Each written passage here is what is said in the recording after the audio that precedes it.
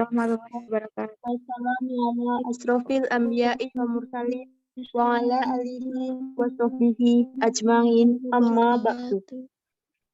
Yang terhormat Ibu Dr. Walin SST MKes selaku Ketua Program Studi Keperawatan Purwokerto Program Diploma 3. Yang kami hormati Ibu Diah Wahyuningsih Eskep Nes MKep selaku Pembina KKM IMI Darussalam.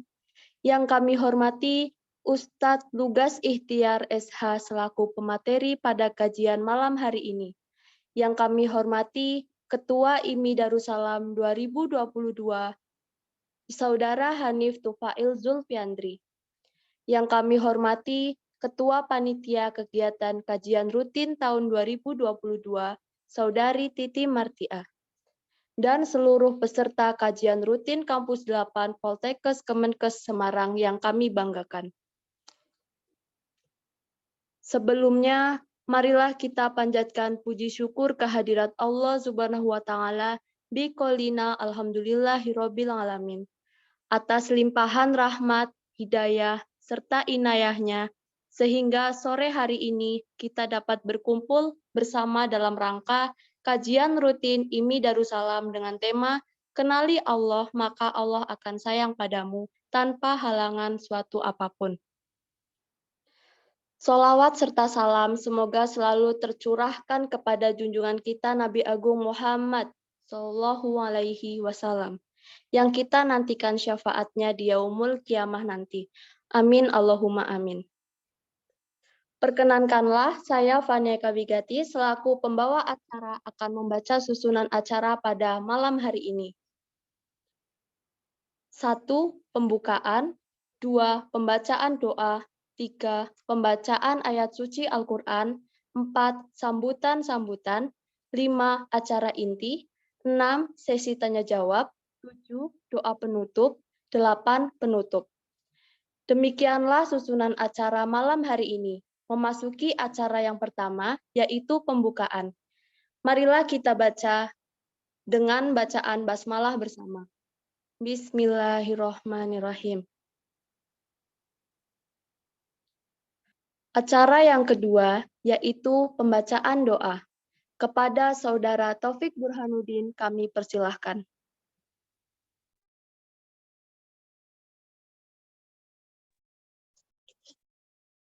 Assalamualaikum warahmatullahi wabarakatuh. Bismillahirrahmanirrahim. Alhamdulillahirabbil alamin, hamdan yuwafani a'mau wa yukafi ma'sidah. Ya Rabbana lakal hamdu kama yanbaghi jalali wajhika wa admi sultanik. Allahumma sholli ala Muhammad wa ala ali Muhammad. Ya Allah, ya Tuhan kami, Engkau Maha Kuasa menghimpun jiwa kami yang bercerai-berai menjadi bersatu. Engkau Maha Kuasa mengembalikan hati manusia yang berpisah menjadi berpaut. Jadikanlah kami umat yang akrab dalam salinan silaturahmi. Jadikanlah kami umat yang tegar dan istiqomah dalam menghadapi setiap amanah. Ya Allah, ya Maha Rahim. Pada hari ini, kami segenap keluarga besar KKM IMI Darussalam melaksanakan kajian rutin. Semoga materi yang disampaikan nanti dapat menambah ilmu dan memberikan manfaat yang berarti bagi kita semua. Dan semakin dekat untuk membawa kita dengan Allah di tempat yang lebih baik. Ya Allah, ya Malik, Engkau yang memberikan kekuasaan hamba-hambamu yang Kau hendaki. Ya Allah, ya Ghafur, Ampunilah kami, ampunilah kedua orang tua kami, sayangilah mereka sebagaimana mereka telah menyayangiku sewaktu kecil. Ya Allah, ampunilah para syuhada yang telah berkorban jiwa dan raga demi kedaulatan bangsa kami. Ampunilah para pemimpin kami, tunjukkan kami jalan yang lurus, yaitu jalan orang-orang yang Kau anugerahi. Nikmat bukanlah orang yang Kau murkai dan sesat. Ya Allah, ya Tuhan kami, janganlah Engkau hukum kami jika kami khilaf atau lupa. Ya Allah, janganlah Engkau bebankan kepada kami beban yang berat, sebagaimana Engkau bebankan kepada orang-orang sebelum kami. Ya Allah, janganlah Engkau pikulkan kepada kami apa yang tak sanggup kami memikulnya. Maafkan kami, ampuni kami, dan rahmatilah kami. Engkau penolong kami, ya Allah. Rabbana atina fid dunya hasanah wa fil akhirati hasanah wa qina adzabannar. Subhana rabbika rabbil izzati amma yasifun. Wassalamu alal mursalin. Wassalamualaikum warahmatullahi wabarakatuh. Warahmatullahi wabarakatuh.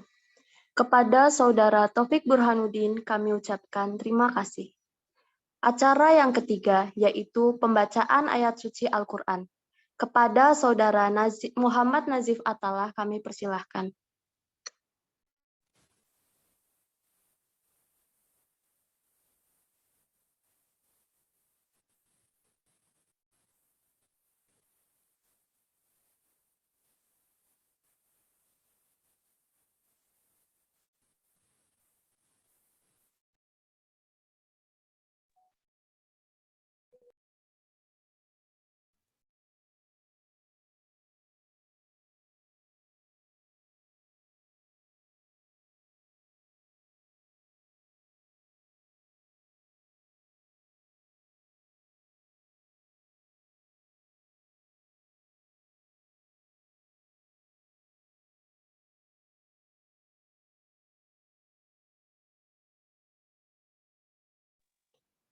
Saudara Nazif,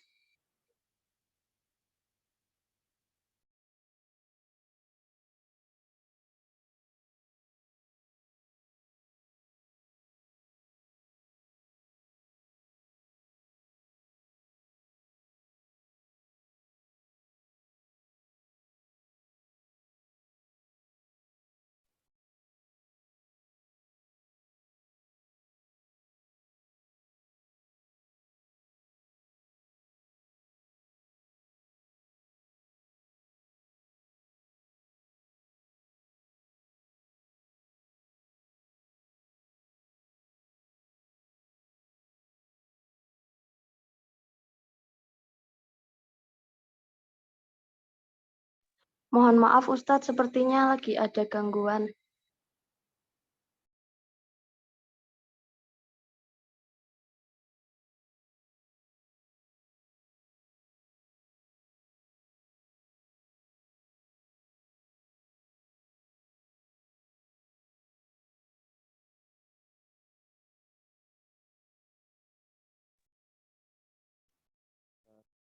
Maaf, apakah suaranya sudah terdengar? Sudah. Baik. Assalamualaikum warahmatullahi wabarakatuh. Waalaikumsalam warahmatullahi wabarakatuh. A'udzu billahi minasyaitonir rajim. Bismillahirrahmanirrahim. Qul in kuntum tuhibbunallaha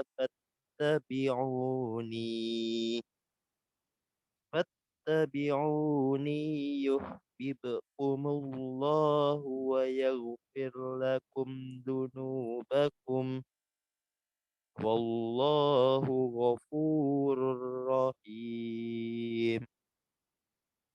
Qul ati'ullaha war rasul فإن تولوا فإن الله لا يحب الكافرين. Artinya, katakanlah Muhammad, jika kamu mencintai Allah, ikutilah aku. Niscaya Allah mencintaimu dan mengampuni dosa-dosamu. Allah Maha Pengampun lagi Maha Penyayang. Ya Muhammad, katakanlah, taatilah Allah dan Rasul-Nya.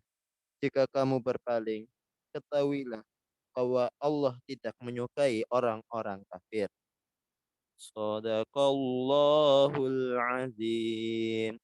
Wassalamualaikum warahmatullahi wabarakatuh. Kepada Saudara Nazif kami ucapkan terima kasih. Acara yang keempat yaitu sambutan-sambutan. Sambutan yang pertama akan disampaikan oleh Saudari Titi Martiah selaku Ketua Panitia Kajian Rutin tahun 2022. Kepada Saudari Titi kami persilahkan. Baik, sebelumnya Assalamualaikum warahmatullahi wabarakatuh. Waalaikumsalam warahmatullahi wabarakatuh. Warahmatullahi wabarakatuh. Alhamdulillahirrabbilalamin. Wabihi nasta'in wa ala umuri dunia wadin. Wassalatu wassalamu ala asrafil anbiya'i wal mursalin wa ala alihi wa ashabihi ajmain. Amma ba'du. Yang terhormat, Ibu Dr. Walin SSTMK selaku Ketua Program Studi Keperawatan Purwokerto Program Diploma 3. Yang saya hormati, Ibu Diah Wahyuningsi S. Kepnas MKep selaku Pembina KKM IMI Darussalam. Yang saya hormati, Ustadz Lugas Ihtiar SH selaku pemateri pada kajian rutin. Yang saya hormati, Hanif Tufail Sulfiandri selaku Ketua KKM IMI Darussalam, serta seluruh peserta kajian rutin yang saya cintai dan saya banggakan. Pertama-tama, marilah kita panjatkan puji syukur kehadirat Allah Subhanahu wa Ta'ala yang telah melimpahkan rahmat serta hidayahnya sehingga kita semua dapat mengikuti kajian rutin pada malam hari ini. Sholawat serta salam tercurah pada junjungan kita Nabi Agung Muhammad Sallallahu Alaihi Wasallam yang kita nantikan syafaatnya di yaumul akhir nanti. Saya selaku Ketua Panitia Kajian Rutin mengucapkan terima kasih yang sebesar-besarnya kepada semua pihak yang telah membantu untuk menyukseskan kegiatan kajian rutin ini. Adapun tema yang diambil pada kajian rutin malam hari ini yaitu kenali Allah, maka Allah akan sayang padamu. Adapun tujuannya yaitu supaya mahasiswa kampus 8 Politeknik Kemenkes Semarang menjadi mahasiswa yang berakhlakul karimah dan mempunyai pengetahuan tentang Islam yang lebih luas, sehingga bisa tercipta visi sebagai mahasiswa yang beretika. Saya selaku Ketua Panitia memohon maaf yang sebesar-besarnya apabila dalam penyelenggaraan kajian rutin pada malam hari ini terdapat banyak kendala. Dan saya mengucapkan permohonan maaf karena Saudara Hanif tidak bisa hadir karena sedang praktek di rumah sakit. Mungkin demikian sambutan dari saya. Apabila ada salah kata, saya minta maaf yang sebesar-besarnya. Wabillahi taufiq wal hidayah. Wassalamualaikum warahmatullahi wabarakatuh.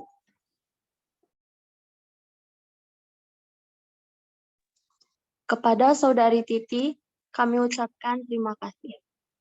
Acara yang kelima, yaitu acara inti kajian rutin yang akan disampaikan oleh Bapak Lugas Ihtiar SH selama 45 menit ke depan dan dilanjutkan dengan sesi tanya-jawab. Kepada beliau, kami persilahkan. Bismillah, Assalamualaikum warahmatullahi wabarakatuh. Waalaikumsalam warahmatullahi wabarakatuh. Alhamdulillahilladzi arsala rasulahu bil huda wa dinil haq liyudhhirahu 'ala dini kullih wa kafa billahi syahida. Asyhadu an la ilaha illallah wa asyhadu anna Muhammadan abduhu wa rasuluh. Allahumma sholli ala Muhammad wa ala ali sayyidina Muhammad. Qala Allahu ta'ala fi kitabihil karim, a'udzu billahi minasyaitonir rajim. Bismillahirrahmanirrahim. Ya ayyuhan nasu taqu rabbakumul ladzi khalaqakum min nafsin wahidah wa khalaqa minha zawjaha wa batha minhuma rijalan katsiran wa nisaa'a wattaqullaha alladzi tasaaluna bihi wal arham innallaha kana 'alaikum raqiba. Amma ba'du.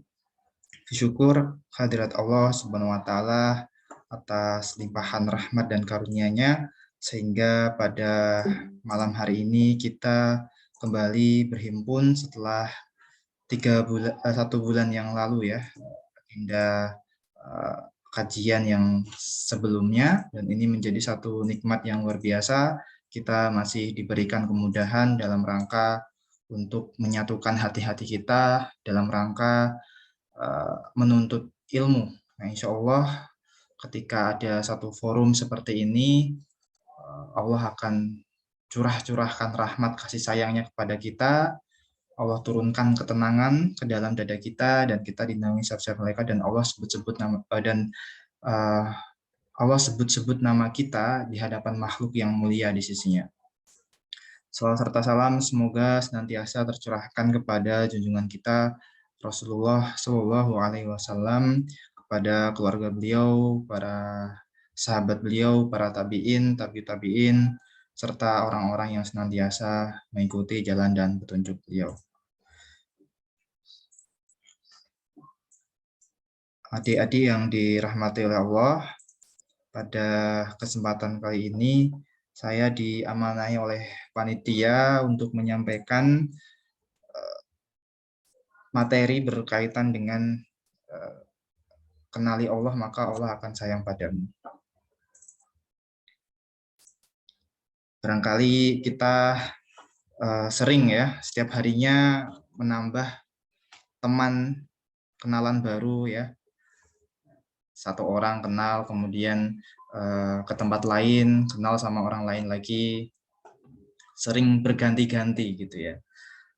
Kita banyak teman, menambah relasi karena kenalannya banyak, sehingga ketika ada kesulitan bisa minta bantuan teman ini.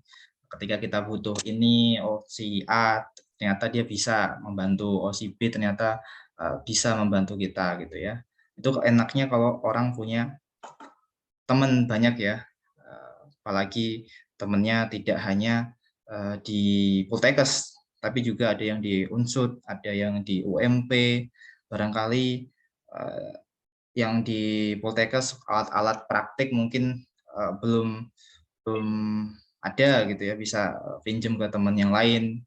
Nah, artinya semakin banyak kita kenal orang, dikenal baik oleh orang lain, orang itu pun juga akan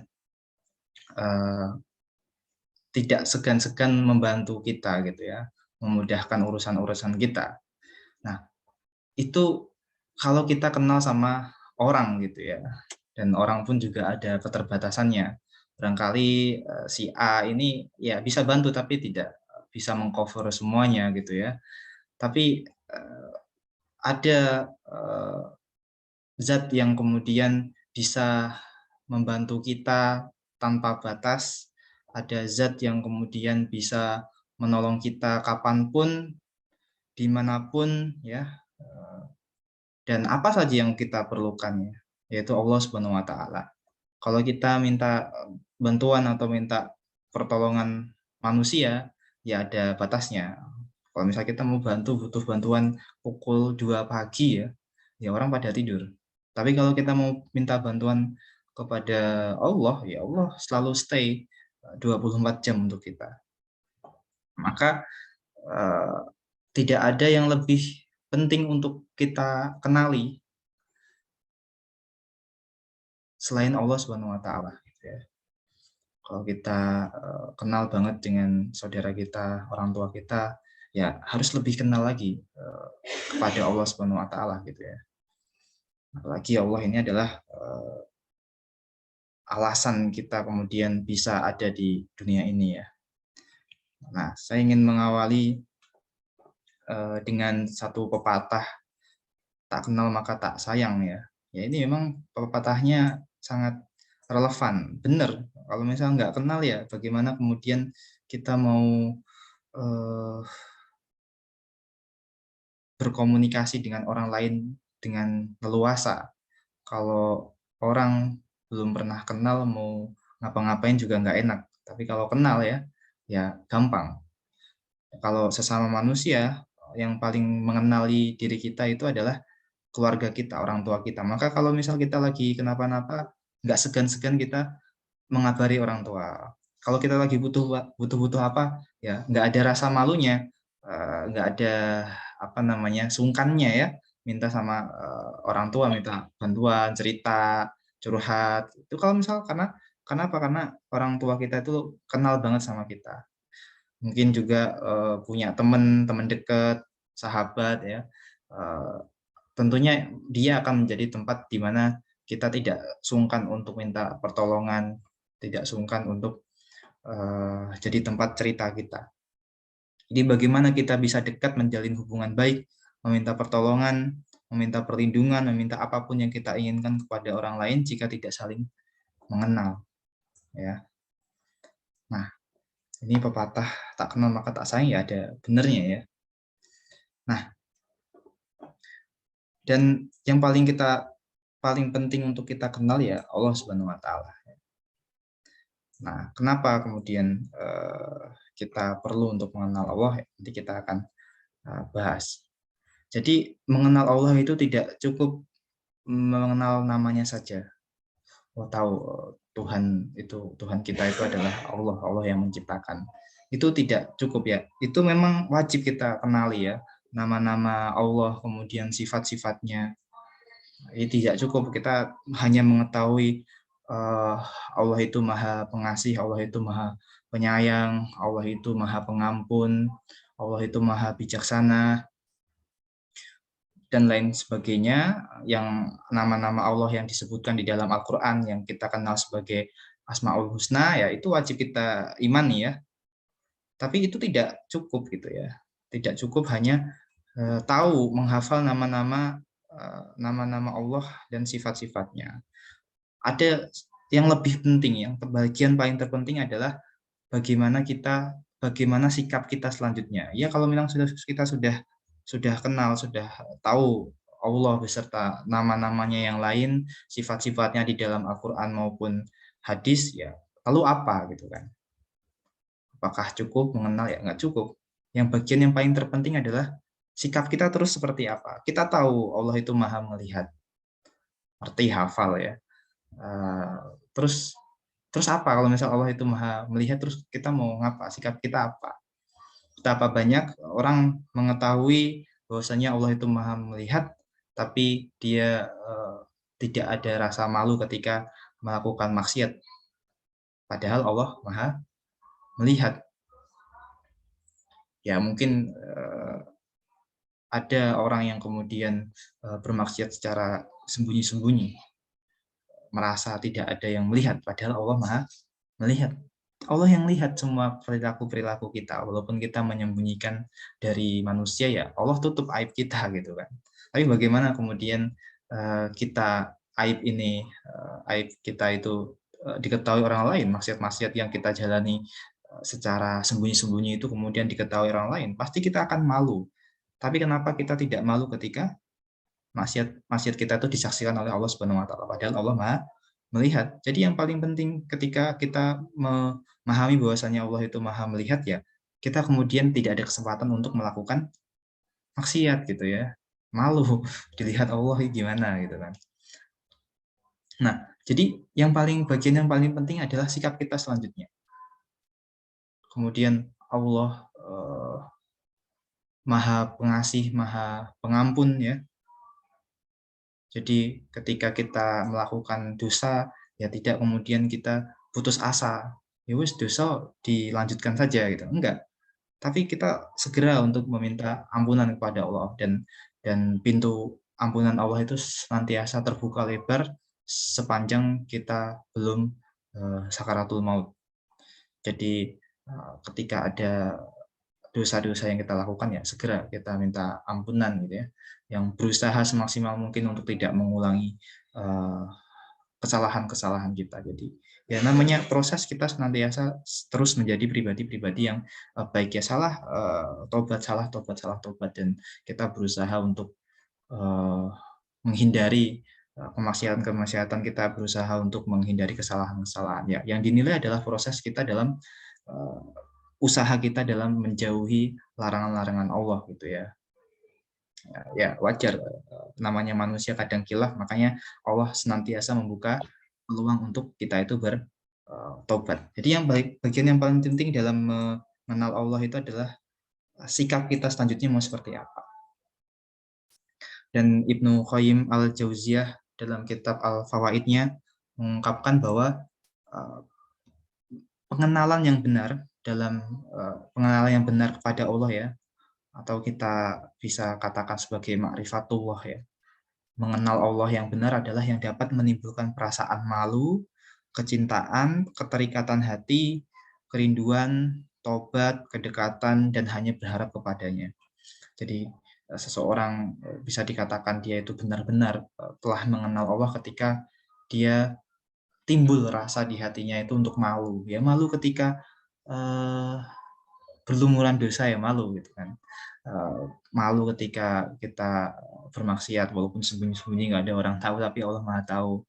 Kemudian timbul perasaan cinta kepada Allah ya, kepada Rasul-Nya, kepada makhluk-makhluknya. Kemudian keterikatan hati, rindu ya, mengharapkan keridhaan Allah ya, merindukan tempat asal kita yaitu surga. Kemudian kita senantiasa ketika bersalah senantiasa bertobat setiap hari ya. Rasulullah itu walaupun dijamin masuk surga, tidak ada kecacatan dalam perilaku beliau ya. Apapun perilakunya itu semuanya adalah kebaikan Rasulullah SAW. Beliau terbebas dari namanya dosa. Tapi apa yang beliau lakukan? Yang beliau lakukan adalah senantiasa memohon ampun kepada Allah. Padahal Rasulullah udah dijamin masuk surga, terlepas dari kesalahan, tapi masih beristighfar ya, masih berzikir, masih sholat malam, memohon ampun, tidak hanya bagi dirinya sendiri, tapi juga bagi umatnya. Nah, Rasulullah yang sudah dijamin masuk surga saja tidak lepas dari mengingat Allah, tidak lepas dari memohon ampunan, beristighfar ya. Tapi kita bagaimana yang tidak ada jaminan untuk masuk surga ya, tanpa hisab? Pasti ada hisab dulu ya, dimasukkan ke neraka dulu. Nah, maka peluang kita untuk memohon ampunan itu jauh lebih besar gitu. Jadi pengenalan yang benar, mengenal Allah yang benar itu ketika kita sudah mengenal itu, kita timbul perasaan malu, cinta, keterikatan hati, kerinduan, tobat, kedekatan, dan hanya berharap kepada Allah Subhanahu wa Ta'ala. Jadi tidak hanya sekedar tahu nama-nama Allah dan sifat-sifat Allah, tapi terus apa gitu kan? Setelah kita tahu itu apa gitu kan ya? Misalnya kita juga tahu nih ibu atau bapaknya galak misalnya, udah tahu bahwa ibunya galak ya, pasti sikap si anak pasti akan hati-hati ketika perilaku si anak ini akan menimbulkan kemarahan orang tua, pasti akan hati-hati gitu kan. Apalagi Allah Subhanahu wa Ta'ala sudah tahu Allah itu membenci orang yang sedemikian ya, melaknat orang-orang yang berperilaku sedemikian ya. Kita jangan kemudian melakukan hal-hal yang Allah itu tidak sukai gitu kan. Karena azab Allah itu sangat-sangat pedih ya. Ya, kalau dimurkai orang ya biasa ya, tapi bagaimana ketika kita mendapatkan murka Allah Subhanahu wa Ta'ala? Pasti ngeri gitu kan ya. Nah, makanya kita jangan sampai kemudian melakukan apa-apa yang kemudian Allah itu larang gitu ya. Nah, lalu apa urgensi atau pentingnya? Kenapa sih kita perlu mengenal Allah gitu ya? Karena yang kita kenali adalah pencipta alam semesta yang menguasai manusia dan menyiapkan untuk kita ya, untuk manusia itu segala kebutuhan di langit dan di bumi. Jadi kita harus kenal ya, karena Allah ini menciptakan kita, menyediakan segala sesuatu selama kita itu ada di dunia, dan di akhirat pun sudah disiapkan tempat yang indah gitu ya. Maka karena kita sudah diciptakan, kita dipenuhi segala kebutuhan kita, ya tentunya tidak ada alasan untuk tidak mengenal Sang Pencipta kita. Kemudian Allah itu menciptakan malaikat ya. Dengan malaikat itu ada yang namanya malaikat yang bertugas untuk melindungi manusia, mendoakan manusia ketika kita berhimpun, berkumpul dalam majelis-majelis ilmu. Ada malaikat-malaikat yang kemudian sayap-sayapnya itu di langit menaungi kita karena kita berkumpul dalam rangka menuntut ilmu agama. Jadi Allah menciptakan malaikat itu ya semuanya itu ditundukkan kepada manusia ya. kemudian menciptakan hewan, tumbuhan, dan makhluk lain, semuanya ditundukkan kepada manusia.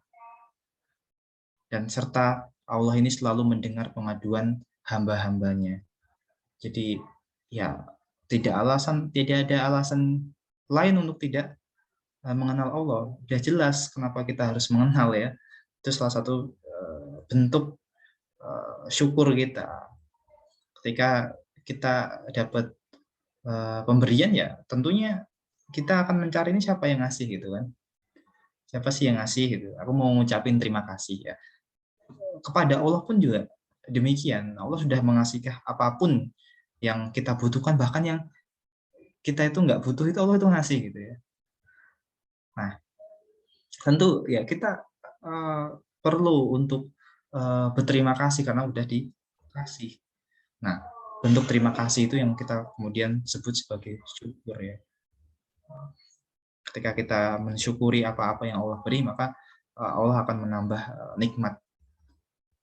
Dikasih bersyukur ya. Insya Allah akan ada banyak kelimpahan rezeki pada kita karena kita pandai menjadi hamba-hamba yang pandai bersyukur.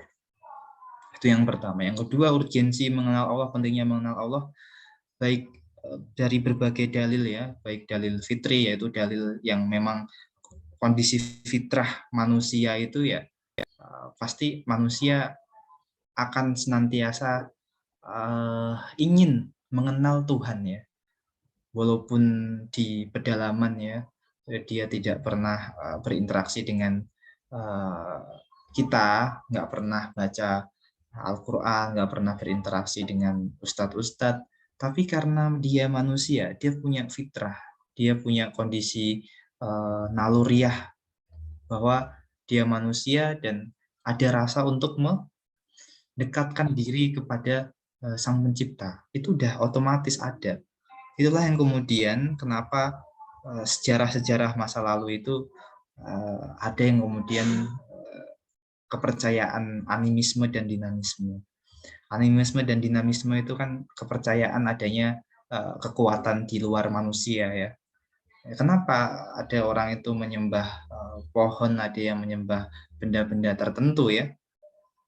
Ya karena dia mencari eksistensi dari siapa nih yang punya power besar yang kemudian menciptakan segala sesuatu gitu kan. Karena dia belum mendapatkan informasi dari wahyu ya, dari Al-Qur'an, maka dia mencari-cari siapa gitu kan. Apakah matahari, apakah bintang, apakah tanaman, apakah tumbuhan ya. Nah, tapi kan kemudian Allah itu sudah mengutus Nabi dan Rasul yang kemudian ditutup oleh Rasulullah Muhammad SAW yang kemudian mengajarkan Al-Quran, memperkenalkan. Ini loh yang dimaksud Sang Pencipta itu adalah Allah Subhanahu Wa Taala. Itu dikenalkan kepada manusia.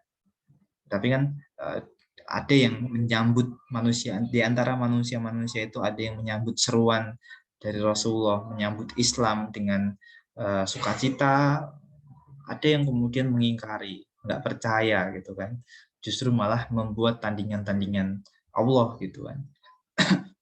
Nah makanya kita sebagai orang Islam tentunya berusaha untuk menyampaikan kepada orang-orang lain ya, orang lain yang belum mengenal Allah untuk mereka bisa mengenal Allah. Di orang-orang di pedalaman ya mereka belum bersentuhan dengan dakwah ya, belum dikenalkan oleh Islam, belum dikenalkan Allah itu apa dan bagaimana sifat-sifatnya. Akhirnya mereka mencari sesuatunya ini apa ya, akhirnya kita kenal sebagai kepercayaan animisme dan dinamisme. Kemudian ada dalil nakli, ini dalil-dalil yang ada di dalam Al-Quran maupun di dalam hadis-hadis Rasulullah SAW. Kemudian dalil akli ini yang sumbernya dari akal dan sumber dari apa-apa yang bisa dilihat dari indera manusia. Kita melihat alam semesta, ternyata dunia ini sangat-sangat teratur. Ya, tidak, walaupun di alam semesta di luar angkasa itu banyak planet-planet, tapi planet-planet ini berputar dengan sangat teratur, tidak ada benturan satu sama lain. Tentunya ini ada yang ngatur gitu kan. Nah, inilah kemudian menjadikan bukti bahwasanya ada yang mengatur ini semua, yaitu Allah Subhanahu wa taala. Kemudian di dunia juga ada gunung, di mana gunung ini dikatakan di dalam Al-Quran sebagai pasaknya bumi ya. Kemudian ada siklus hujan, kapan bisa terjadi hujan. Kemudian dari hujan itu kemudian memberikan nutrisi bagi tanaman. Dari hujan itu aliran-aliran airnya itu bisa menjadi alat untuk pemupukan tanaman-tanaman. Jadi ada tanaman itu kan kalau mau berkembang biak itu kan ada yang dibuahi putik dan benang sari gitu kan. Ada yang dibuahi menggunakan bantuan serangga. Kemudian ada yang menggunakan angin. Nah, yang ngatur ini siapa? Siapa yang menurunkan hujan ya? Kok ada ya serangga itu kok bisa ngebantu penyerbukan tanaman gitu kan? Penyerbukan tanaman bisa. Siapa yang ngatur? Siapa yang nyuruh nih serangga gitu kan? Jadi semua dunia ini isinya itu sudah berjalan sedemikian rupa sesuai dengan sunatullah, ketetapan Allah gitu ya. Kemudian manusia sendiri pun juga punya siklusnya sendiri dari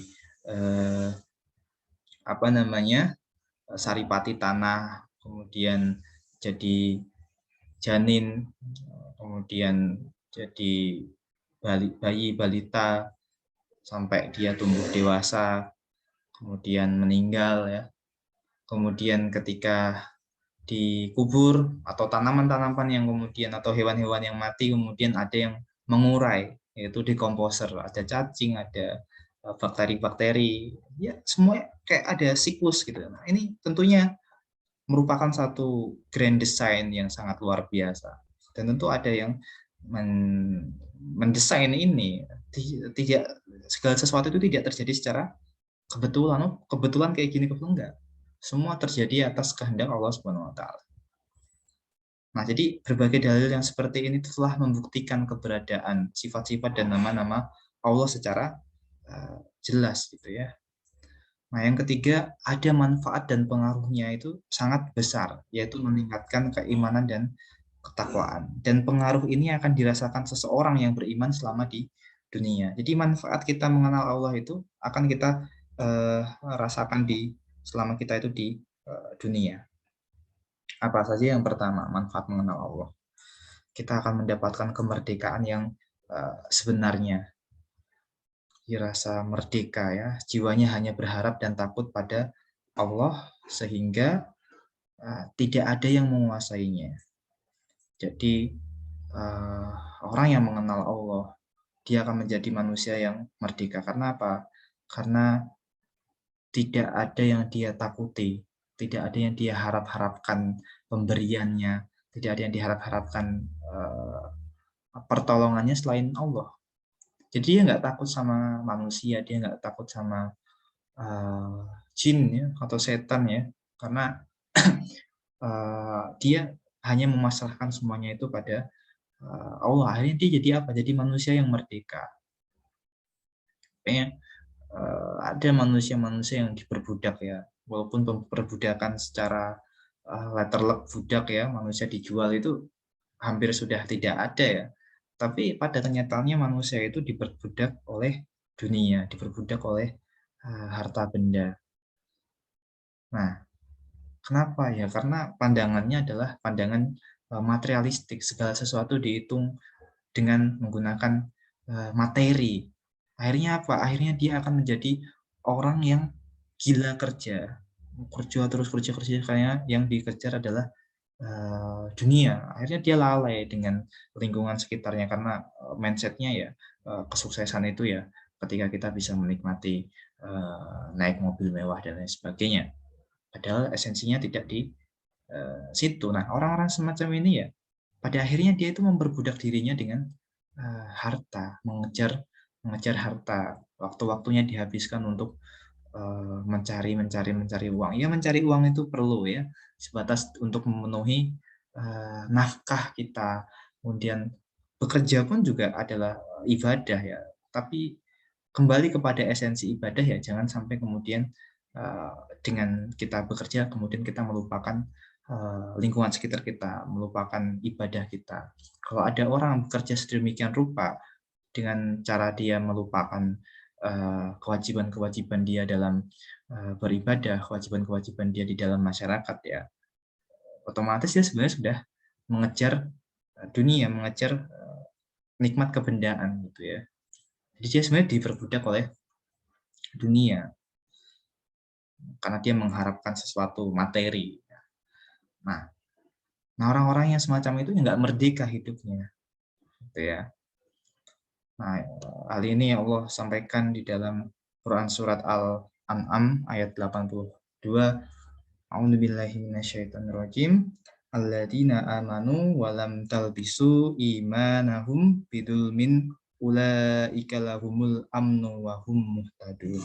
Orang-orang yang beriman dan tidak mencampur adukan iman mereka dengan syirik, mereka itulah orang-orang yang mendapatkan rasa aman dan mereka mendapatkan petunjuk.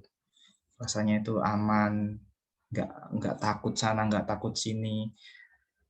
Ya, kalau orang diperbudak dunia ya takut sana takut sini ya.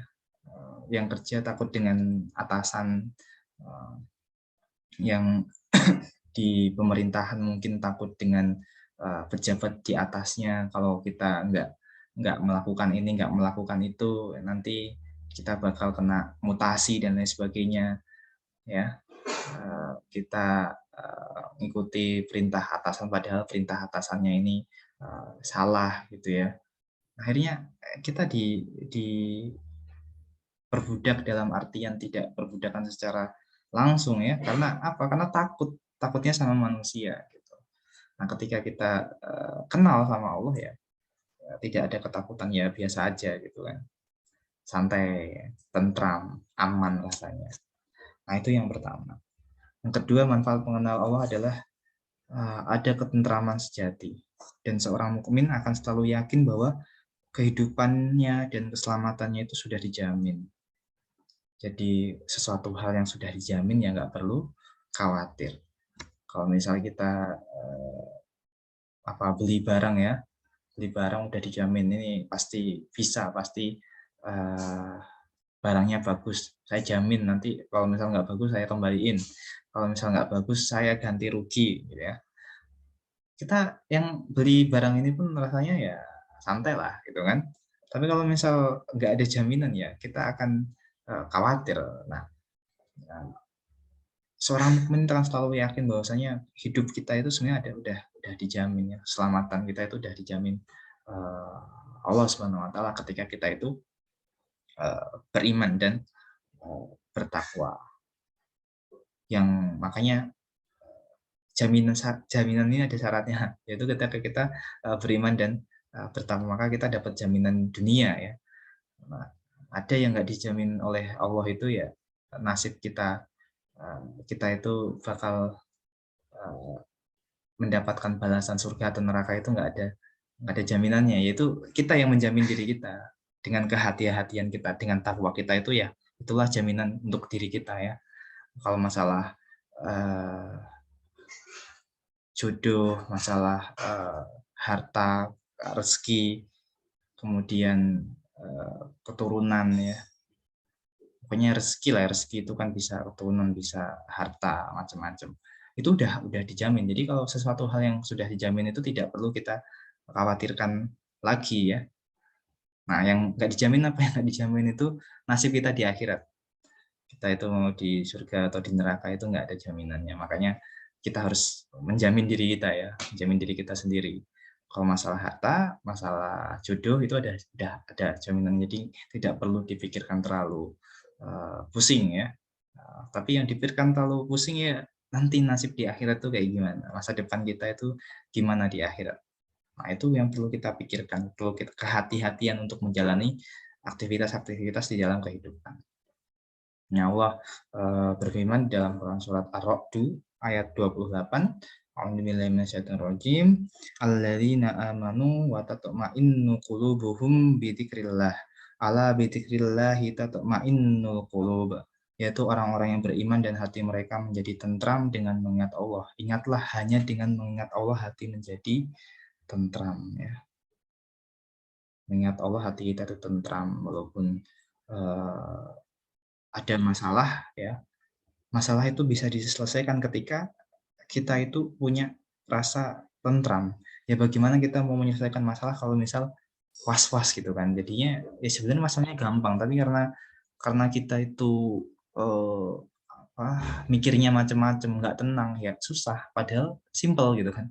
Nah, ketenangan jiwa, ketentraman hati itu menjadi satu pondasi yang paling dasar ketika kita itu mau menyelesaikan masalah-masalah. Jadi kalau kita mau masalah-masalah kita itu selesai, yang pertama kita pastikan hati kita itu tentram. Caranya gimana? Caranya dengan mengingat Allah, dengan zikir, ya. Zikir itu seperti apa? Ya macam-macam bentuknya. Kita bisa sholat, kita bisa zikir wirid, ya. Kemudian kita bisa tilawah, baca Al-Quran sebanyak-banyaknya. Nah, insya Allah hati kita tenang. Ketika hati kita tenang itu, kita baru bisa mikir secara jernih.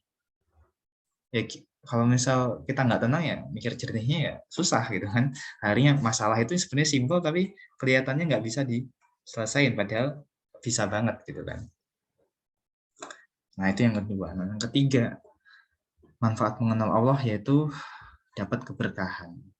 Jadi setiap amalannya seorang muslim, ya, seorang yang beriman mengenal Allah, maka dia akan selalu diridhoi, didekatkan dan dicintai Allah Subhanahu wa taala.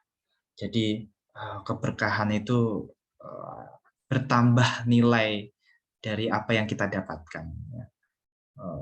Mungkin kita dapat rezeki hari ini itu nggak seberapa kalau misal dihitung secara matematikanya manusia.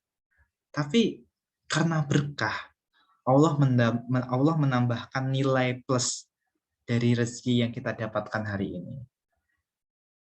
Mungkin kita bisa membayangkan ada orang kaya raya, dia penghasilannya sebulan mungkin ratusan juta atau miliaran, ya. Tapi karena tidak berkah, dia merasa apa yang dia dapatkan setiap bulannya itu nggak cukup gitu kan, nggak nikmat, rasanya kurang gitu ya, karena mungkin keluarganya boros, suka menghambur-hamburkan uang, atau barangkali dia punya penyakit yang harus membutuhkan biaya setiap bulannya yang begitu besar. Jadinya yang jumlahnya itu gede banget, kayak nggak seberapa gitu ya. Nah, itulah yang membedakan kemudian ada orang yang penghasilan bulannya atau hariannya mungkin nggak seberapa, mungkin hanya cukup untuk mampu untuk menafkahi makan sehari-hari gitu ya. Tapi dia merasa cukup dan enjoy gitu ya. Padahal nggak seberapa gitu. Mungkin kalau dilihat orang atau dihitung-hitung ya kurang, tapi kok rasanya cukup. Nah, inilah esensi dari keberkahan. Allah ngasih tambahan nilai di dalam apa yang kita terima gitu. Jadi kalau kita mendapatkan sesuatu tapi kita selalu merasa kurang, ya berarti nggak berkah gitu. Makanya dalam kehidupan kita itu sebenarnya mengejar keberkahan. Apapun itu, berapapun itu, banyak sedikitnya, ya kita terima, ya. Dan kita mengharapkan apa yang kita terima itu mendapatkan keberkahan dari Allah. Jadi kita ngejar berkahnya. Ya buat apa kita dapat banyak uang tapi nggak berkah? Akhirnya apa? Mungkin anaknya sakit lah, yang membutuhkan biaya macam-macam, kok hilang kok, uangnya kok cepat habis gitu kan. Nah, banyak, saya sering sekali mendapatkan curhatan-curhatan, cerita-cerita ya, karena uang ini nggak jelas sumbernya dari mana, subhat ya, nggak jelas apakah halal haram itu nggak jelas. Akhirnya apa? Akhirnya kok uang itu kok rasanya kok cepat habis gitu. Tapi ketika dia menjalani kehidupan itu dengan benar, ya, nyari yang jelas-jelas aja ya, akhirnya ya bisa menikmati rezeki yang Allah kasih dengan nilai lebih ya, puas gitu ya. Nah ini esensinya keberkahan, bedanya sesuatu bisa kita nikmati atau enggak itu di berkah enggak berkahnya gitu ya. Di berapapun itu ya kita kejar berkahnya. Dari sinilah kemudian kita mendapatkan ridho Allah, kita didekatkan hati kita dengan Allah, dan Allah itu mencintai kita.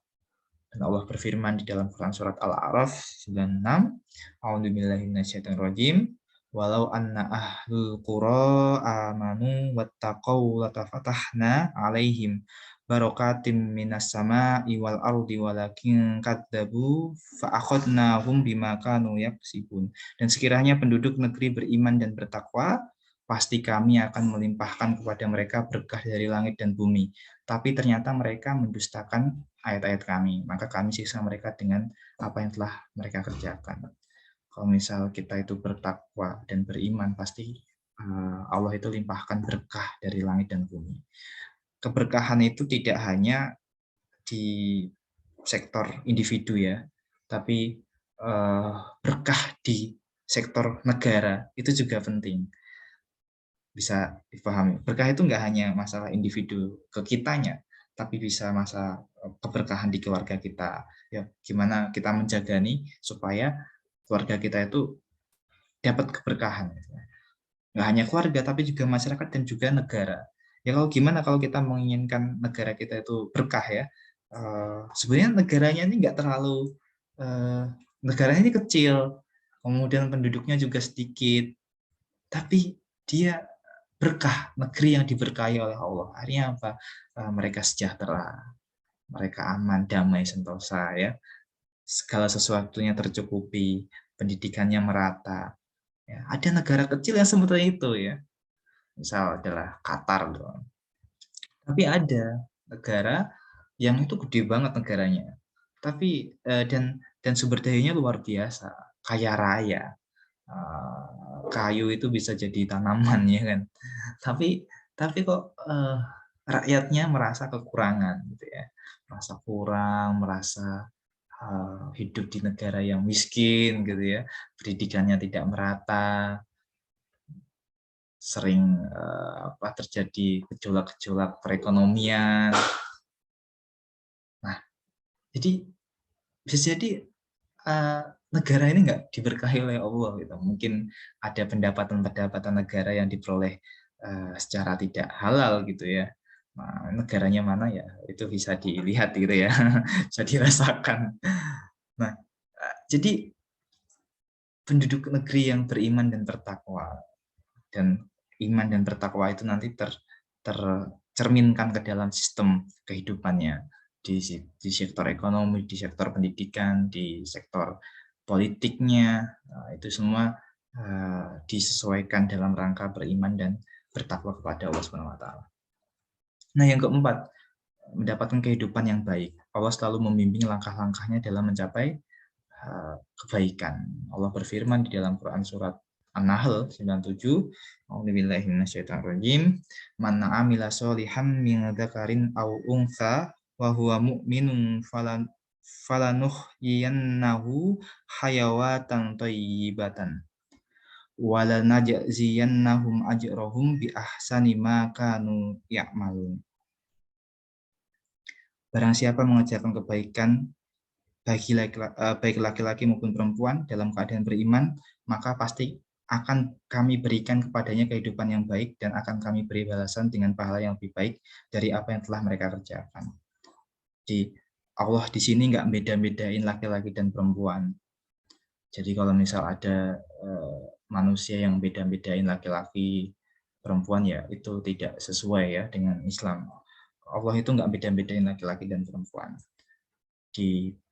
selama laki-laki dan perempuan itu beriman, Allah itu bakal ngasih sama. Allah akan ngasih kecukupan dia, ya. Allah akan ngasih kebaikan selama laki-laki dan perempuan ini beriman. Nah, yang terjadi kan seakan-akan kan perempuan itu selalu terpinggirkan gitu ya. Tapi pada dasarnya Allah itu nggak beda-bedain ya. Laki-laki maupun perempuan yang beriman, maka Allah itu memberikan kebaikan-kebaikan yang sama. Ya, yang lebih baik dari apa yang telah mereka kerjakan, baik laki-laki maupun perempuan. Nah, kemudian yang kelima, di akhirat akan mendapatkan surga, syafaat, dan ridho Allah. Allah berfirman di dalam Quran surat Yunus ayat 25, A'udzubillahi minasyaitonirrajim. Wallahu yad'u ila daris salami wa yahdi may yasha'u ila siratim mustaqim. Dan Allah menyuruh manusia ke Darussalam atau surga dan memberikan petunjuk kepada orang yang dia kehendaki ke jalan yang lurus. Jadi di akhirat akan mendapatkan surga, syafaat dan ridha Allah. Dan manusia, dia itu bisa dapat surga itu bukan karena amal ibadah dia, tapi karena Allah itu ridho terhadap dia, karena Allah itu menyayangi dia, Allah itu mencintai dia. Jadi bukan karena ibadahnya. Ya walaupun ibadah amal soleh kita itu adalah dalam rangka kita itu gimana sih Allah itu cinta kita. Ya kita melakukan amal-amal soleh, tapi esensinya bukan, pada dasarnya bukan itu yang bikin kita itu masuk surga. Seakan-akan kan orang menghitung-hitung kebaikan-kebaikannya gitu ya, dengan berharap masuk surga. Tapi padahal sebenarnya bukan perbuatan-perbuatannya, tapi karena Allah itu meridhoi dia.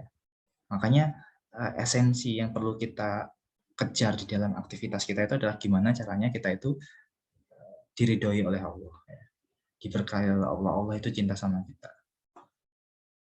Makanya kalau misal masuk surga atau enggak itu dihitung dari kuantitas amal soleh ya, kuantitas kebaikan ya, itu orang-orang kaya dunia yang agamanya non-Islam, ya mereka jauh lebih baik ketika mereka bisa ngasih harta yang begitu banyak kepada orang-orang yang nggak mampu, ya nggak? Orang-orang non-Muslim, orang-orang kafir itu kan kaya raya yang punya banyak harta. Mereka pun juga charity atau donasi mereka ke dunia itu jauh lebih besar ya. Tapi kan karena dia itu tidak mengimani Allah, tidak bersyahadat, ya Allah nggak meridhoi dia gitu, karena yang Allah ridhoi itu agama itu ya Islam.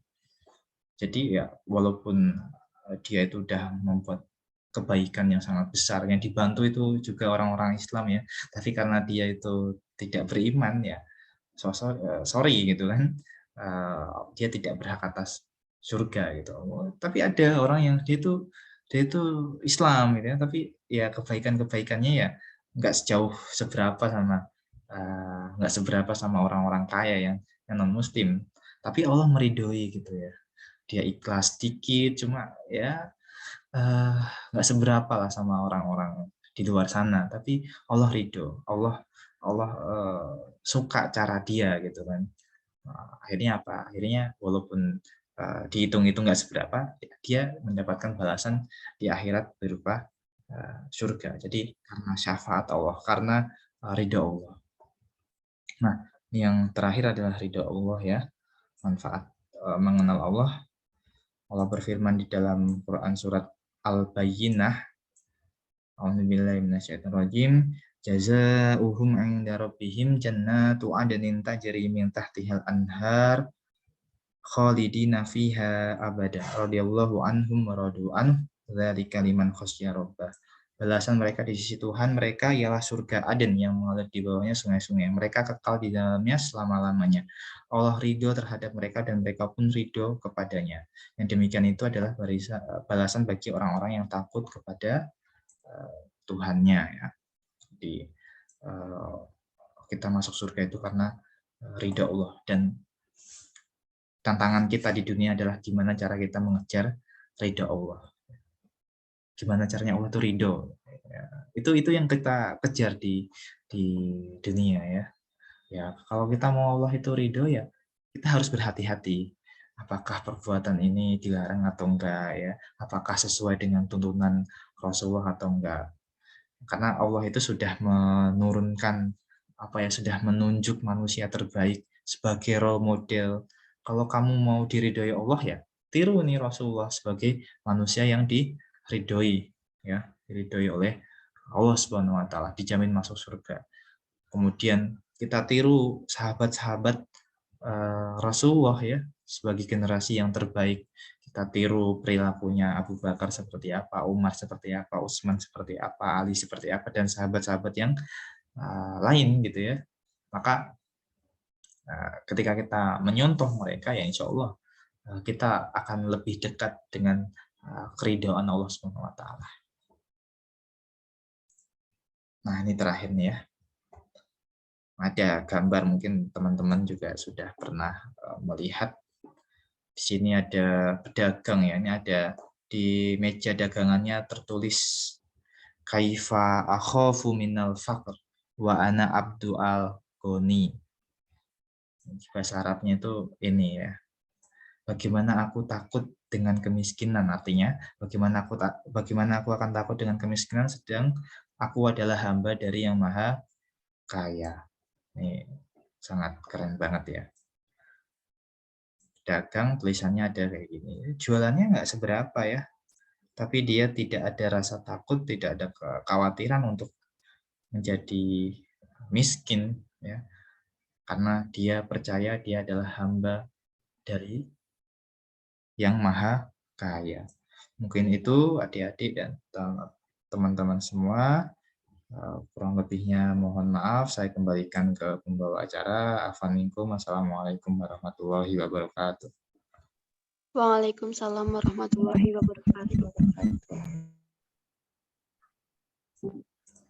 Terima kasih kepada Ustadz Lugas Ikhtiar atas materinya yang sangat bermanfaat.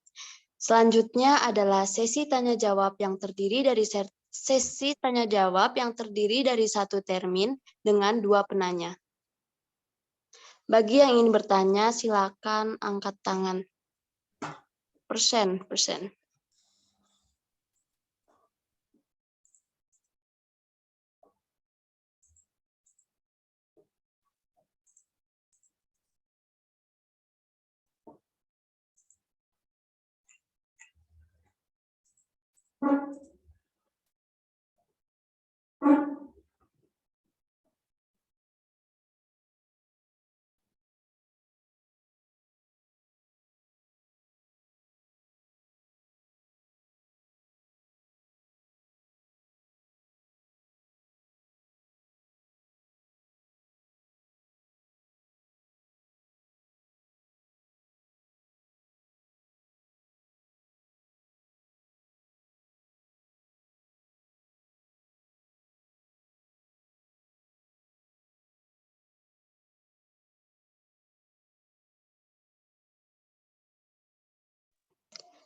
Baik, kepada Saudari Praninda Tias Anissa Zahra, dipersilahkan dengan memperkenalkan diri terlebih dahulu, kemudian baru menyampaikan pertanyaannya.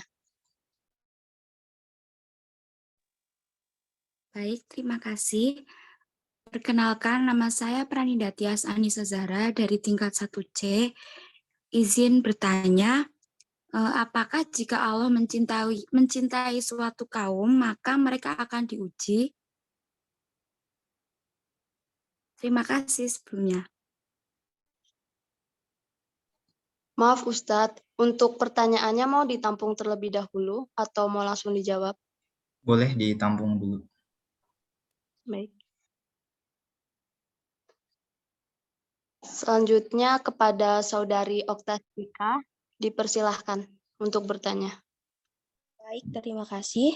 Assalamualaikum warahmatullahi wabarakatuh. Perkenalkan, nama saya Oktasika Rayudiana Putri. Izin bertanya, apakah Allah itu harus ditakuti atau dicintai? Terima kasih. Baik, terima kasih kepada yang sudah bertanya. Silahkan kepada Ustadz Lugas Ikhtiar SH untuk menjawab pertanyaannya. Ya, terima kasih pertanyaannya. Yang pertama dari Tias ya. Apakah Allah ketika mencintai suatu kaum, maka kaum itu akan diuji ya. Ujian apa ya?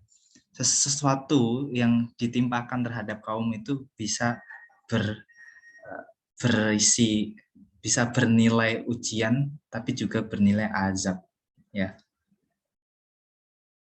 Bisa dipahami ya. Jadi bisa ujian, bisa azab. Nah, kita bisa ngambil contoh kaum Nabi Lut ya. Itu kira-kira azab atau ujian? Itu azab ya. Karena mereka melakukan satu perbuatan yang Allah larang ya, yaitu mencintai sesama jenis, laki-laki sama laki-laki, perempuan sama perempuan, itu bisa mengundang azab ya, entah apapun lah bentuknya. Jadi karena kemaksiatan itu ya, ketika Allah timpakan sesuatu, entah itu bencana alam atau apa, ya itu bukan ujian ya, itu bernilai azab gitu ya, karena kemaksiatan itu. Tapi ada juga itu adalah ujian gitu. Allah timpakan kelaparan, Allah timpakan sesuatu hal yang sangat membuat jatuh ya. Itu karena ujian, karena apa? Karena Allah ingin melihat, Allah ingin menaikkan derajat dia gitu ya. Nah, ini pun terjadi di masa lalu. Contohnya ketika Rasulullah SAW bersama dengan para sahabatnya di masa-masa awal dakwah Islam itu, kaum muslimin itu diboikot akses perdagangan, akses makan ya, sampai-sampai Rasulullah itu, sahabat-sahabat Rasulullah itu makan ranting pohon ya, makan ya, karena saking nggak ada akses untuk makan ya, nggak ada, perdagangan itu ditutup, diboikot. Nah, ini bukan azab tapi itu adalah ujian gitu bagi orang-orang yang beriman. Jadi sesuatu yang ditimpakan kepada kaum bisa karena Allah itu tidak menguji supaya dia naik kelas ya, ibaratnya kayak kita ujian itu kan naik kelas, termasuk nggak hanya satu kaum tapi kepada diri kita sendiri juga. Apakah ini ujian ataukah ini azab bagi diri kita, atau kalau azab kan jelas itu karena bukan Allah karena cinta, karena Allah murka. Tapi kalau ujian itu karena Allah cinta. Jadi ujian itu Allah karena cinta, tapi kalau azab itu karena Allah murka. Misal lagi seseorang mungkin mengalami suatu musibah lah ya. Musibah itu bisa bernilai ujian, bisa bernilai azab. Tergantung evaluasi masing-masing ya. Tergantung introspeksinya masing-masing. Misal ada salah satu azab yang disegerakan Allah di dunia apa? Ketika seseorang itu durhaka kepada orang tua. Entah apapun itu bentuknya. Ketika dia introspeksi, kenapa aku kayak gini, hidupku kayak gini? Apakah ditanya, apakah kamu pernah durhaka nggak sama orang tua? Kalau pernah, berarti itu adalah azab. Karena durhaka kepada orang tua itu adalah salah satu azab yang disegerakan oleh Allah di dunia ya. Nggak usah nunggu di akhirat, tapi di dunia. Gitu. Nah, tapi bisa musibah itu bernilai ujian gitu ya. ya tergantung kita menyikapinya seperti apa gitu kan. Makanya ada satu sikap yang perlu kita tanamkan kepada diri kita, yaitu adalah sikap berprasangka baik kepada Allah. Ya, ketika kita ditimpa sesuatu, apakah ini musibah atau azab, berkah atau musibah, ya kita nggak tahu ya. Yang jelas kita berprasangka baik pada Allah. Kalau ada orang kena musibah, dia kemudian bersumpah serapah, bukan justru dia introspeksi diri, tapi kemudian dia malah malah jadi menjadi, ya barangkali itu adalah azab dari Allah Subhanahu wa taala, karena Allah murka kepada diri kita. Tapi ketika seseorang itu ditimpa musibah, dia kemudian mengucapkan innalillahi wa inna ilaihi rajiun, dia bersabar, ya itu adalah ujian bagi dia. Ketika dia sukses menjalani ujian itu, ya maka dia diangkat derajatnya oleh Allah Subhanahu wa taala. Nah, dan ketika kita mau melihat ujian-ujian Allah ya kepada suatu kaum atau kepada manusia, ya kita tinggal berkaca kepada masa lalu, kisah-kisah para nabi, ya kisah Nabi Ayub. Nabi Ayub itu nabi ya, ya yang jelas nabi itu dicintai oleh Allah Subhanahu wa taala, tapi Nabi Ayub diuji dengan penyakit kista. Tuh. Rasulullah itu kan manusia yang paling dicintai oleh Allah Subhanahu wa taala. Tapi kalau kita membaca kisah-kisahnya Nabi Muhammad, ya nggak ada alasan kok kita itu nggak nangis gitu. Misal teman-teman pernah ngebaca novel apa yang sampai bikin nangis gitu ya. Nah, sirah Nabi itu, kitab sirah itu menjelaskan bagaimana perjalanan kehidupan orang paling mulia. Ternyata dia itu dicemooh oleh kaumnya, ya, dikata-katain, dilempari kotoran. Apakah Allah melakukan itu karena Allah benci? Kan enggak, karena Allah cinta banget gitu ya. Terus Nabi Ibrahim diuji dengan anaknya, ya, disuruh menyembelih. Nabi Ibrahim kan sebutannya adalah kekasih Allah. Kasihnya Allah itu Nabi Ibrahim. Tapi ujiannya ya luar biasa gitu kan. Kemudian Nabi Musa, ya. Nabi Musa, Nabi yang pernah berdialog dengan Allah di suatu lembah, ya, ketika Nabi Ibrahim Nabi Musa mendapatkan wahyu sebagai Rasul, ya. Ya, Nabi Musa itu diuji begitu luar biasa. Kemudian Nabi Yusuf, ya, mungkin kita tahunya Nabi Yusuf itu adalah Nabi yang paling ganteng. Beliau itu kan anaknya Nabi, cucunya Nabi, cicitnya Nabi.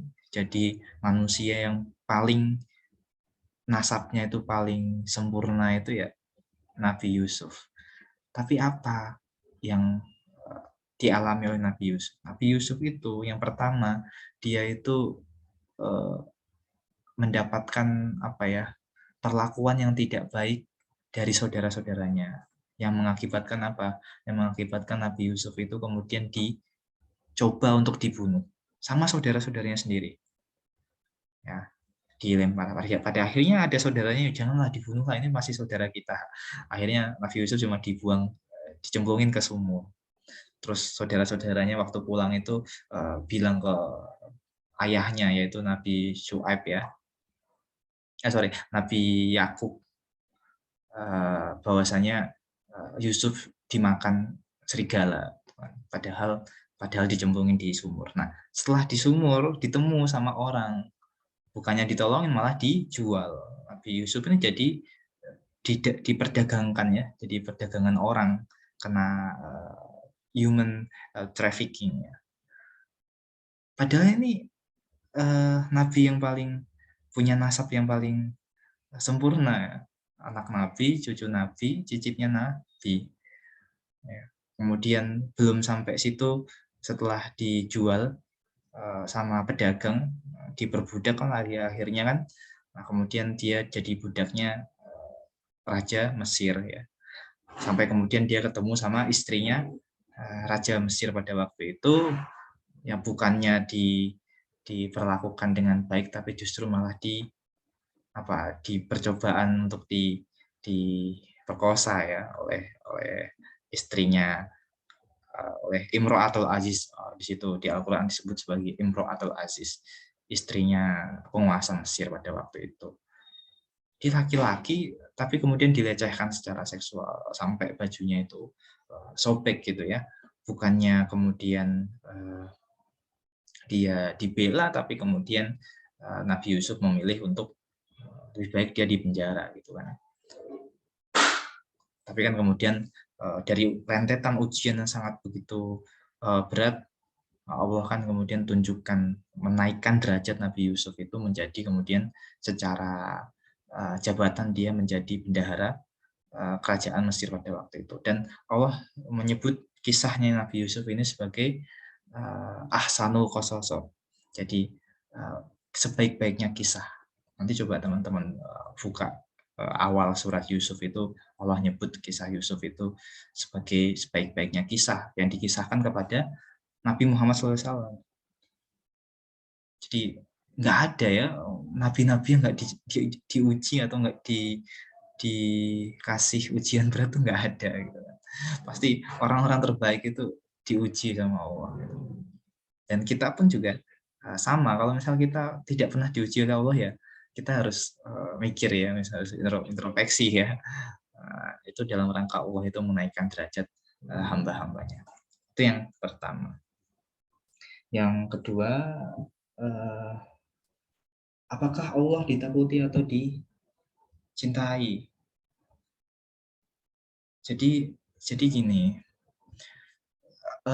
sikap kita kepada Allah itu setidaknya ada dua yang perlu kita jaga, yaitu ada istilahnya khauf dan roja. Khauf itu takut, roja itu pengharapan. Jadi dua hal ini nggak bisa apakah kita itu khauf atau kita itu roja, nggak bisa kita pilih salah satu, nggak bisa, harus dua-duanya. Jadi di sisi lain kita itu takut kepada Allah, di sisi lain kita itu mengharap kepada Allah. Jadi ada istilah khauf dan roja. Ini dasar akidah ya. Terhadap Allah kita itu ada rasa takut dan juga ada rasa mengharap. Jadi jangan kemudian kita itu takutnya lebih besar daripada harapan kita kepada Allah. Dan jangan juga sebaliknya, khauf itu, rojanya itu, harapan itu lebih besar daripada ketakutan. Tapi harus seimbang antara kita rasa takut kita kepada Allah dan rasa harapan kita kepada Allah. Jadi harus imbang ya. Kita takut ya terhadap siksa Allah, tapi kita juga mengharap bahwa Allah itu Maha Pengasih, Maha Penyayang. Kalau misal ini nggak imbang, orang akan berpikir seperti ini, ya Allah aku udah maksiat aja lah, toh nanti juga Allah itu bakal ngasih ampunan, ya kan gitu. Kalau misal kita memahami khauf wa roja ini sepasang satu-satu gitu kan. Ya aku tahu kalau Allah itu Maha Pengasih, Maha Penyayang, Maha Penerima Taubat. Nanti aku inilah maksiat lah sepuas-puasku di dunia, nanti akhirnya aku bisa taubat, nanti Allah kan Maha Pengampun, Allah kan Maha Penyayang gitu kan. Nah ini keliru gitu loh. Karena rasa takutnya ini nggak ada, makanya harus imbang. Ya oke lah, tahu kalau Allah itu Maha Pengampun tapi Maha Maha Pengampun, Maha Penyayang, tapi kita harus tahu juga bahwasanya Allah itu azabnya itu sangat pedih gitu kan. Ya Allah itu Maha Adil, orang akan yang salah ya harus dikenai hukuman gitu kan. Allah Maha Perkasa ya, jangan macam-macam gitu kan. Makanya khauf wa roja ini harus imbang. Kita di sisi lain takut kepada Allah, di sisi lain kita juga berharap Allah itu Maha Penyayang ya. Tapi jangan disepelekan. Nah, kalau kita cuma ngambil takutnya aja atau ngambil pengharapan aja, ya akhirnya sikap yang semacam itu tadi karena takut nih, ya akhirnya akhirnya dia tidak seakan-akan dia jadi manusia yang ibadah terus gitu ya, ibadah terus karena takut akhirnya dia menyendiri di gua gitu kan, dia mengabaikan kehidupan sosial, dia abai terhadap kemaksiatan yang ada di sekitarnya karena dia takut kepada Allah, dia mengamankan diri dia sendiri, akhirnya nggak sesuai sama perintah Allah ya. Rasulullah itu walaupun beliau dijamin masuk surga, beliau itu ya sebenar-benarnya orang itu ya Rasulullah gitu kan, tapi kan kemudian beliau tidak bersendiri di masjid ya, kemudian di goa terus-menerusan, tapi yang beliau lakukan itu hidup di dalam masyarakat. Yang beliau lakukan itu tinggal membersamai sahabat-sahabatnya, ya berdagang, menjalin hubungan dengan satu sama lain, bukan kemudian menyendiri ibadah ya, ibadah ke rumah, enggak. Rasulullah tidak mengabaikan aspek-aspek kehidupan sosial. Karena apa? Karena harus imbang, khaufa, roja gitu ya. Dengan bekerja kita berharap Allah itu ngasih rezeki kepada kita ya. Dengan kita melakukan amal soleh kita berharap Allah itu ngasih pahala. Jadi harus imbang. Kita takut, ya takut, tapi juga jangan melupakan kita harus punya rasa harap, punya rasa butuh terhadap Allah gitu ya. Jadi itu mungkin yang bisa saya jawab, bahwa alam bisawab.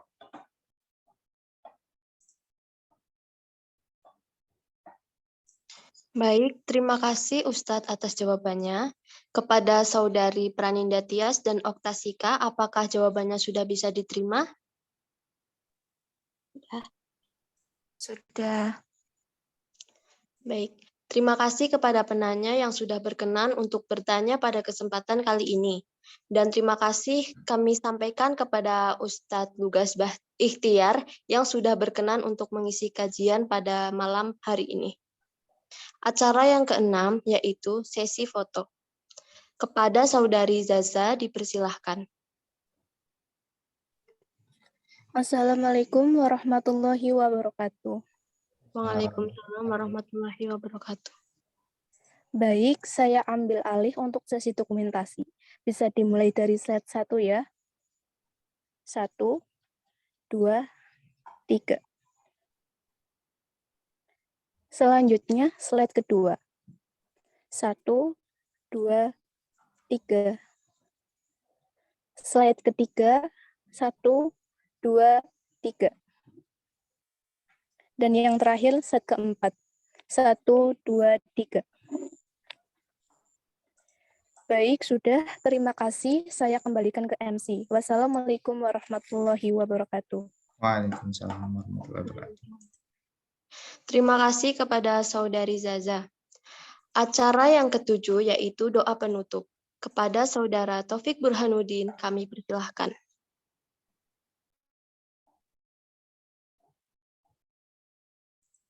Assalamualaikum warahmatullahi wabarakatuh.